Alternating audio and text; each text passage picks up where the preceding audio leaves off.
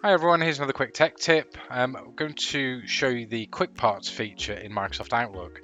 So if you ever get scenarios where you're typing the same text repeatedly over and over again in an email, so this could be perhaps an inquiry to an inbound sales request, or sending some standard information out, Quick Parts is generally quite a useful way of doing this.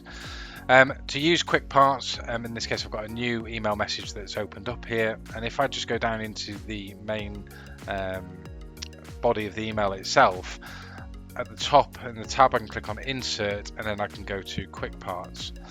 Now I've already created 2 Quick Parts here just to show how this works, but you can create multiples of these, so you can pretty much create as many as you like. But if I add this standard text here, and again this is just a sentence that I've typed out, I can very quickly and easy add different quick parts to quickly compose an email, and these can be as complex as you like. Now in this case perhaps I want to make some modifications to the text that I've typed out, so I might just want to add some additional text off the back of here, and I want to save this as my new quick part.